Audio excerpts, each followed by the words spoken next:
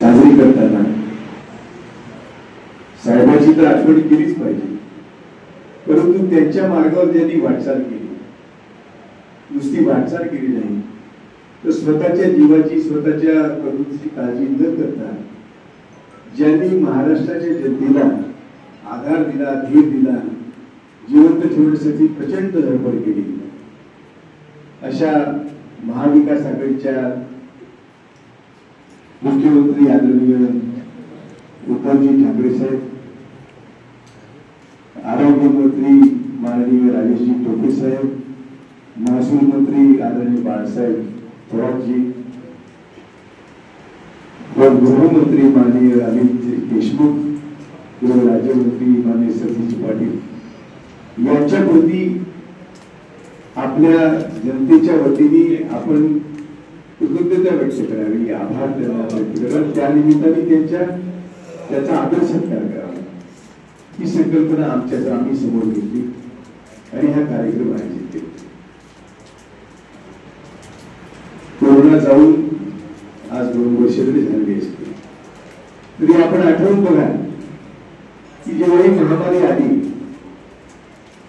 तेव्हा पहिले 3 महिने काय उपाय आहे, काय केलं पाहिजे, कशा प्रकारे जीव वाचवायचा याची कोणती माहिती कोणालाही नव्हती.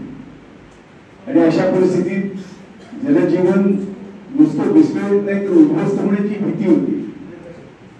आणि ती भीती जी होती ती या लोकांनी जाणली, आदरणीय उद्धव साहेबांनी आणि त्यांचे सगळे सहकारी जाणली आणि आपल्या विभागाच्या यंत्रणांना कार्य केले. त्यावेळेस आपण पाहिलं असेल की आरोग्य विभाग, पोलीस विभाग आणि महसूल विभाग याच्या अधिकाऱ्यांनी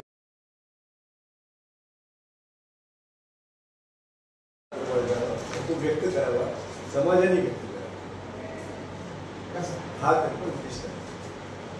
आणि पहिलाच कार्यक्रम राहिला कृतज्ञता सोहळ्याचा आपल्या भागात नाही झाला.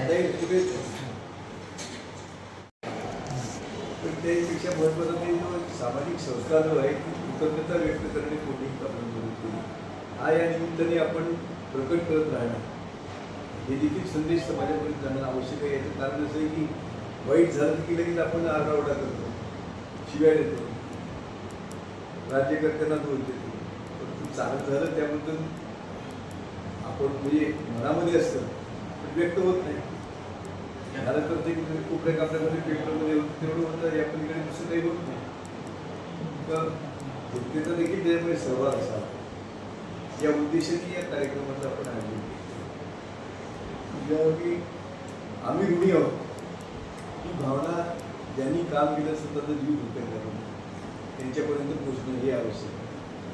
आणि हेळी पीक विमाच्या संदर्भातला विषय तर असा आहे की त्यावेळेस तर जर निर्णय घेतला गेला नसता तर या 10 वर्षात ते उठून गेली सगळं.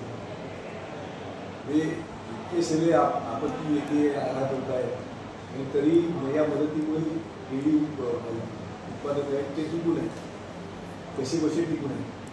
पण ती मदत तरी होते, ती नसती झाली तर कठीणच झालं असतं. एवढा प्रचंड खर्च आणि उत्पन्न काहीच नाही, ही स्थिती जी राहिली असती ती पण भयानक राहिली.